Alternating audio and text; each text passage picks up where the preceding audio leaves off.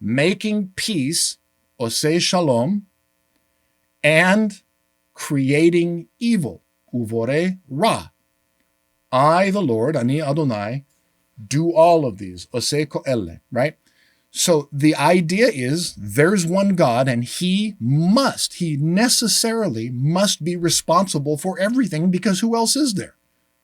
They don't yet live in a world where some other being, the Satan or something, is responsible for evil. They still live in a purely monotheistic world, and Isaiah is just pronouncing this. There's one God, and he's responsible for everything, including evil. Now, you can see the problem with that, the tree of the knowledge of weal and woe. Nobody says that. But in Isaiah 45:7, they try to get poetic because they're trying to avoid saying that God created evil, despite the fact that that's exactly what Isaiah says, because at the time, it's a monotheistic religion. There's one God, and he has to be responsible for everything. And these Bible publishers want to sell Bibles. They don't want to open up a Bible and somebody reads this and says, God creates evil. No, he doesn't. Satan's no. And so they fudge the translation just there, even though they translate Ra as evil in all these other places. They'll fudge it to something more theologically palatable so that they can sell Bibles.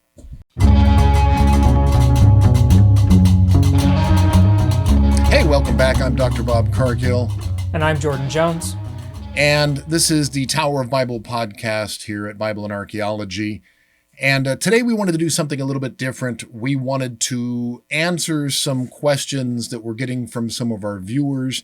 This is the first time we're doing this, so instead of doing frequently asked questions, which is how we typically handle this, we wanted to actually have a conversation here with Jordan and look at some of the emails, some of the feedback, some of the comments that we've received over our, first year and a half here, and then answer these emails, answer these comments, which reminds me to encourage you to leave comments. Send an email, put a comment in the YouTube videos below. We read them all. I try to answer many of them. We read the good ones and we read the bad ones. Sometimes we are entertained by the feedback. Sometimes the comments that you make and the questions that you make actually prompt us to make videos. And I guess we've got a bunch of questions that you've put together here, Jordan. Yeah, so I want to start off with one from a recent video, a question kind of about the aim of the channel, I guess you could say. The comment is this a secular channel that does Bible history? They use the term CE, so I was wondering where they're coming from. Bob, could you give a little answer here for us? Sure, yeah. Now, we've made an entire video about this debate over whether you should use BC and AD or BCE and CE. And I encourage you to check out the video. I'll put a link to it here. What we explain in that video is that it's difficult to distinguish, especially among biblical scholars, whether someone is confessional or whether they are secular, let's say, based upon their use of BC and AD or BCE and CE. And that's because even though the use of BC and AD is the traditional Christian, let's just be honest, use of the calendar and the calendrical identifications, they're highly problematic. And I explain why they're problematic in that video. Basically, all of the evidence that we have, all of the archaeological evidence, all the literary evidence that we have from outside of the Bible and even from inside of the Bible is that Jesus was born sometime between 5 and 7 BC, which means Jesus was born before Christ on a calendar, if you use that terminology. So what a lot of scholars do is they just say BCE, just add the E and call it Common Era. Some people call it Christian Era, and that way they're happy, they're satisfied. But they say BCE and CE, and now it's not tied to Jesus's birth, which took place 5 to 7 BCE, right? But it was during the death of Herod the Great, and Herod the Great died in 4 BC, so it had to be before then. And now it's solved. And it doesn't matter if you're a confessional Christian or not. Just by making that simple change, now we're using the exact same calendar. You don't have to change anything. And then the big question is, well, that makes me unfaithful if I say BCE instead of B. No, it doesn't. No, it doesn't make you unfaithful. It doesn't make you any less of a Christian if you say BCE and CE. It actually makes you more true to the evidence that we have. And if anybody questions you, just point them to the video, and I explain in the video why this is the case. So this is probably, I don't know, Jordan, you could answer probably better than I do. This is probably the number one question. This is definitely the most frequent comment or question is regarding the use of BCE, CE verses. To this day, right? I mean, we get this almost every video we put out. Anytime we mention a date and we say BCE or CE, someone says, you can't say that, you're going to hell, whatever. It's not how it works. Whether most of my colleagues, biblical scholars who are confessional, right, who teach at a Christian university or who actively attend worship services, who believe in God, right, who are Christian people or Jewish people, will say BCE and CE for all the reasons I just explained. There are some people who try to base their entire Christian identity on whether or not they use these codes, these Christian identifiers, and BC and AD are one of them. And if you do that, that's fine. Just know that when you go online and you start yelling at people about using BCE and CE, those people are usually knowledgeable about the fact that Jesus was born during the reign of Herod the Great. If it's a real person and he existed, which we accept. And that happened BC, right? It had to happen 4 BC or earlier. And they understand the problem, and that's why they used a language. So we are a historical channel. We are a biblical studies channel. We do not, in Bible and Archaeology, and here on the Tower of Bible podcast, we do not hold to a confessional disposition, meaning we're not here. While we do discuss theology on occasion, it's more from a reception history standpoint. I'm not here trying to convert anybody or to deconvert anybody. What we are trying to do, and Jordan, when you do the news, you take the same approach. We are trying to say, here are the facts that we know. Here's what we have, and here's what we don't know. This is what it is. And here's what the Bible says, and here's what it doesn't say, and this is what we know. And people derive their opinions and derive their theology from these facts. But what we don't do is sit here and try to say, this is what you should believe because of this fact, and then we're going to fudge the facts a little bit to try to get you to think something.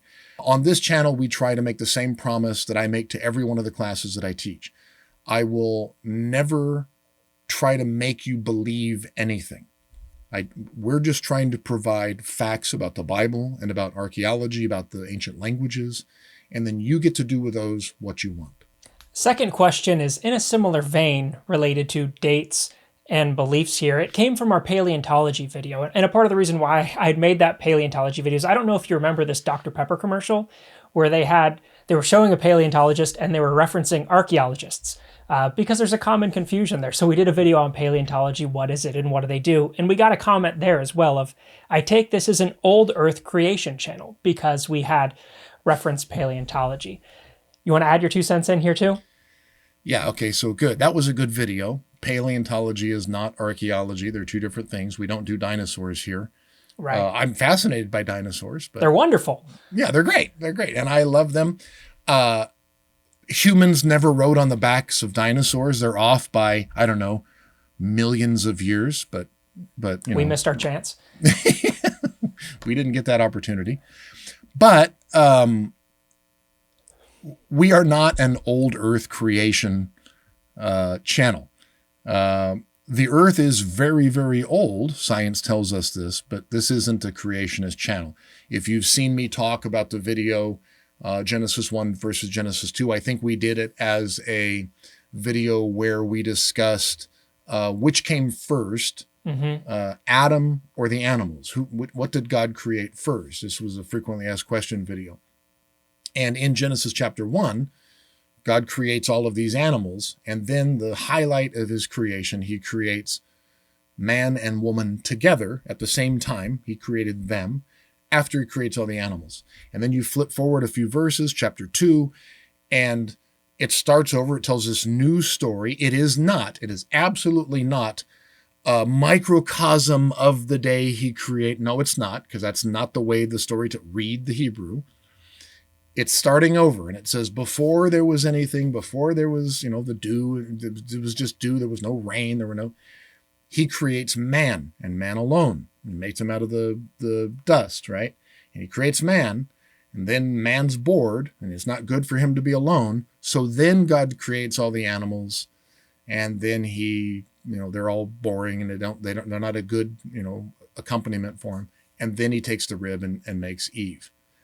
And so I point out in this video that you've got two different creation stories. You've got two different, but they're creation stories, and they talk about creation, so they put them together at the beginning. They're not trying to rationalize them and make sense. So what we do is we point this out. Again, it's about facts. It's about the way that the Bible came together and was put together. It's not about systematic theology. It's not about apologetics. I don't like either of those things. I'll just say it. I have my quote about systematic theology that I go to quite a bit, that it's like arguing about whether lightsabers work underwater, right? You're dealing with mythology, a created world, right? Lucas made this world in Star Wars with lightsabers. And then once you have this canon, people ask questions about the canon. Do lightsabers work underwater? And then they have debates about what happened in this created mythological world. And people get to do that. And that's systematic theology, whether or not things work in this mythological. What are the rules of the mythological world? That's systematic theology. And, that's what people argue about. But we deal with science. We deal with real archaeological science. And we're governed by the scientific method, not by what a document says. We take seriously what the Bible says, because it contains a lot of facts. We don't just throw it out, baby, with the bathwater. It contains facts. It contains historical facts. And so we're trying to compare those facts to the science that we have, to other pieces of literature, and then we present those to you, and you get to do with those what you want. So it's not an apologetics channel. It's not a confessional channel. We don't have a confessional disposition here. We're trying to answer the questions that are brought to us, and we're trying to look at texts, look at archaeology, and present that to the public. A related question then, coming from a comment regarding a historical thing here, coming from the Cyrus Cylinder video we just made. A comment was, stop talking about history if you can't respect the people who created it. Now in this short, we were talking about the Cyrus Cylinder, and we made reference to the fact that in the Cyrus Cylinder, we don't get the same references or the same description that we do see in the biblical account. Bob, can you give a little bit more context here to exactly what's going on between the biblical account and the Cyrus Cylinder? Sure. And A, good job with that video. You did a really good job there. And B, I read that comment and I was like, what is he talking about? Not respecting the people. You were very kind with that. That's not how I lecture that. You made a good point that the Cyrus Cylinder declares the liberation of people who had been captured under the Babylonian rule, brought them all into exile. The Persians essentially wake up one day and they say, what are all these foreign peoples doing here in our new center of the government? We don't want them here.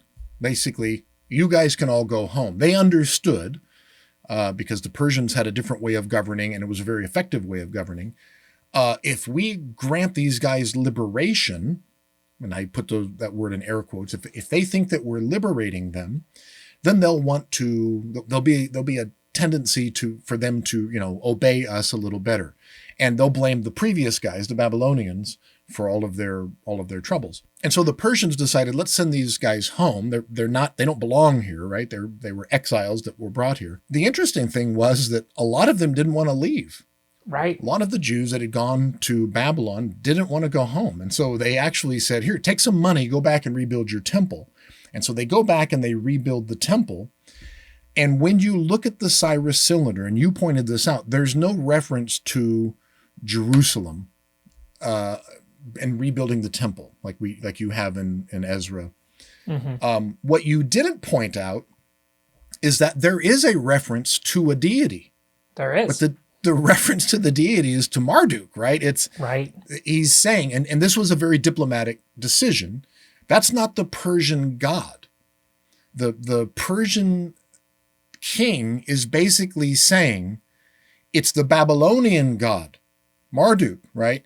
He is the one who invited me into Babylon to conquer you, which psychologically, that's a big deal. Your God told me to come and take over Babylon. It's a good power play. Yeah, it is. I mean, that's some judo, or what is it? Jujitsu or whatever. You're leveraging their beliefs against themselves. You believe in your God. We didn't just beat you because our God is superior. Your God actually told me to come and do this. Right? And so that's what Cyrus is doing to the Babylonians. And he puts in the cylinder, Marduk, walked with me and told me to do this. So unlike what the Bible says, that it's the Hebrew God doing this, the Cyrus Cylinder doesn't say that at all. It says that Marduk's doing this. Now, here's what's interesting, is when you look at Isaiah 45, they do the same thing. They turn around and say, no. They probably knew what the Cyrus Cylinder said, and they attributed this to Marduk. And so what Isaiah 45 does is it says, no. I am the Lord, and this is the Hebrew God, the divine name, the Tetragrammaton.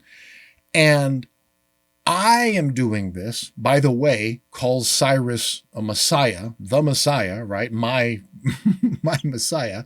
So now you've got the problem of a Persian king being called the Messiah, the deliverer of Israel, which we can do a whole nother video on that.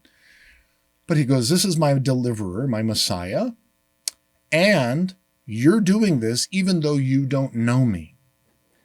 And it may be the case that they have to couch it that way because the Cyrus Cylinder very clearly says that it's Marduk, not Yahweh. It's Marduk is the one who's getting all the credit for returning the exiles back to wherever they came from. And again, as you pointed out in the video, it is not, there's no mention of Jerusalem. There's no mention of the Judahites specifically. It's a general it's a general liberation of these captured peoples. And so they know there's no reference to Jerusalem. They know that there's reference to Judah. And they know that the credit's going to Marduk. And so you get this really interesting passage in Isaiah 45 early on that says, I am the Lord, I take you by the hand, I'm the one, not Marduk, I'm the one that led you to do this, even though you don't know me, which is itself a very interesting power play, diplomatically, politically, because he's basically doing what Cyrus did. It's incredibly clever literature, right? Whether you believe in the Bible or not, whether you're confessional or not. And it's so much more compelling too in the context of the other writings that are happening here. If we know that this scribe is likely aware of that Cyrus Cylinder, it puts it in a whole new light. Yeah, it's a way of taking something that is clearly defined, right? Marduk is getting the credit, and he probably knows that Cyrus, the Persian king who does not worship Marduk, is doing this political power play on the Babylonians by attributing the credit for his victory in Babylon to the Babylonian king Marduk. And the author of Isaiah 45 is saying, oh no, we can do that too. And he's saying, I am calling Cyrus my Messiah, and I'm the one doing this even though you don't know me, which is clearly true because Cyrus is giving credit to Marduk, right? So this is a powerful passage. And then Isaiah goes on to say some other pretty profound things after he calls Cyrus the Messiah. Well, and we have a question about this too while we're in Isaiah 45. Let's get to Isaiah 45:7, because we had a question about what is going on. Somebody was reading through this verse and looking at some different translations. And there's some confusion over why do translations not agree in Isaiah 45:7. Bob, can you explain some of the background here? Yeah, and interesting. I just lectured on this in my Dead Sea Scrolls class because of the fact that the Dead Sea Scrolls make a change to Isaiah 45:7, but it's not the change that you would expect. And so here it is. This is fresh in my head from my lecture, but here's what's going on. Isaiah 45:7 is a verse that's problematic today. It wasn't problematic when it was written, but it's problematic today. It's so problematic that many of the different translations don't match. And the reason they don't match is a purely economic one. I'll just say it. It's hard to sell Bibles if you translate Isaiah 45:7 accurately. So let's just take a look at it. And I think we can put up on the screen here. What does Isaiah, I've got two screens here. So if you see me looking off to the side on the setup here, we can look at it. But what does Isaiah 45:7 say? It says, Yotzer or, right, forming the light, uvore choshek, and creating darkness, right? Ose shalom, making peace, uvore ra. And here's the problem, right? And creating evil. So it's in a parallel, and this is God listing all of the things that he does. And we'll come back and explain why he's doing this. And the question is, what does uvore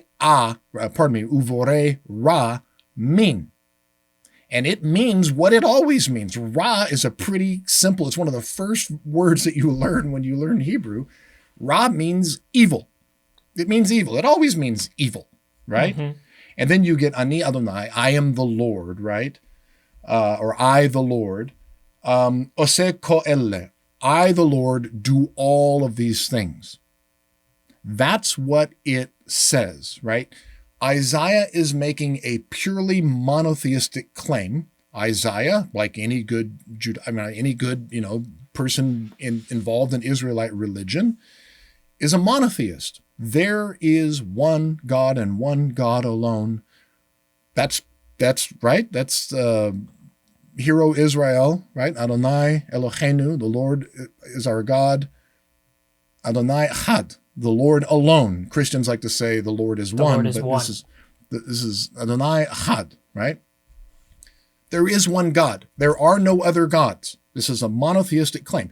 And he's probably making this claim right here because he just got done talking about the Israelites, the Judahites are getting ready to come back from exile. They're giving credit to Marduk, but the Persian deity is actually a Zoroastrian religion, right? It's a Ahura Mazda. You've got these multiple deities, and Isaiah is trying to remind these people returning from exile who have spent, 50, 60 years exposed to the Persian religions and the Persian deity or deities. Remember that Zoroastrianism has these manifestations of Ahura Mazda, the Spentas, but it's still understood to be a singular monotheistic religion.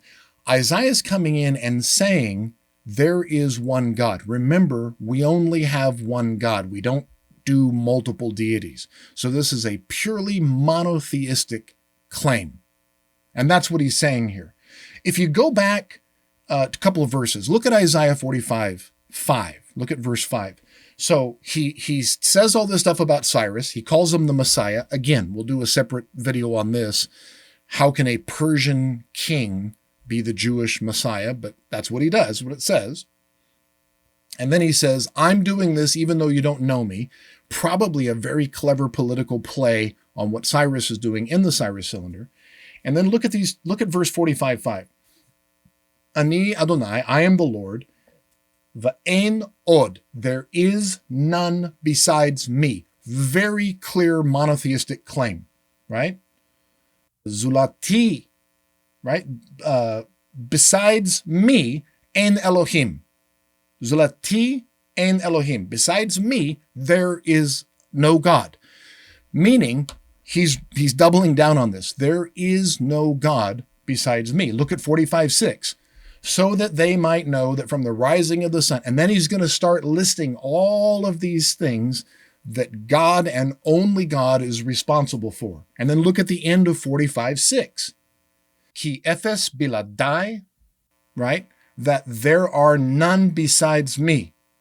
Ani Adonai, I am the Lord.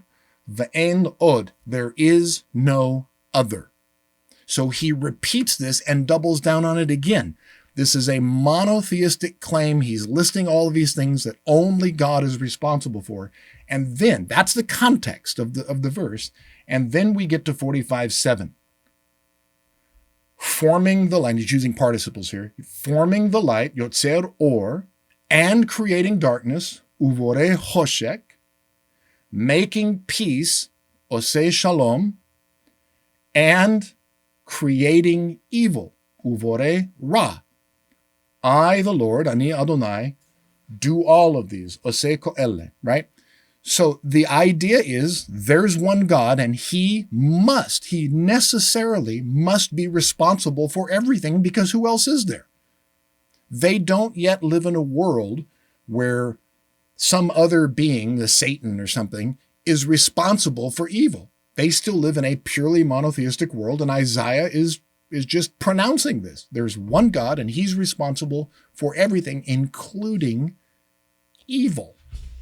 Now you can see the problem with that, right? You can see the problem, especially as they come back from exile and then the religion develops and they've basically syncretism with Persian religion, and all of a sudden you get this figure, the Satan, pops up, and you get this change in the way God is perceived, that he's only responsible for good, and this other entity starts taking on responsibility for the evil things.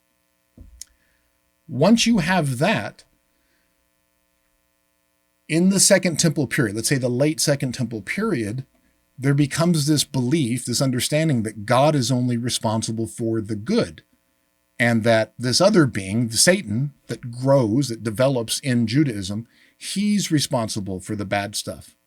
And we move away from this purely monotheistic, they still say it's one God, a monotheistic religion, but it's not purely monotheistic because God's not responsible for evil anymore, even though that's what Isaiah 45 said. One interesting thing to do, per the beginning of the question, which prompted the question, is to look at all the different translations of Isaiah 45:7. So for instance, the NRSV says, I make weal and create woe.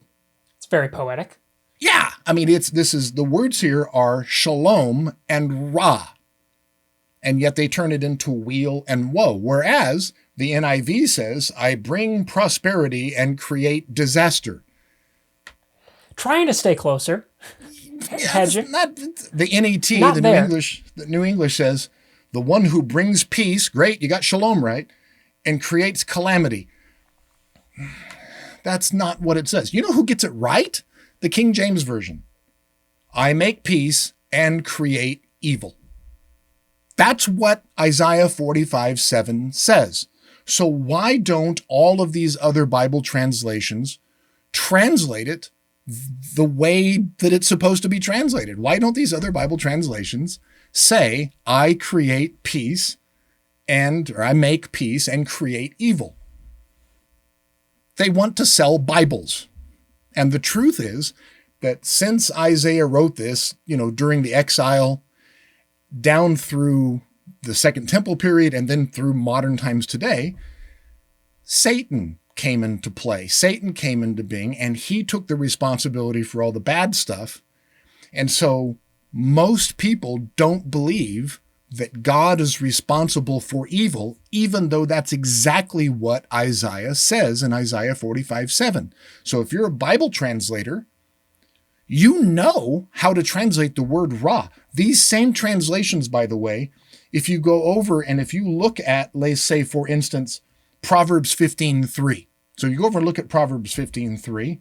The NRSV says, the eyes of the Lord are in every place, keeping watch on the ra, on the evil, right? They got that one right.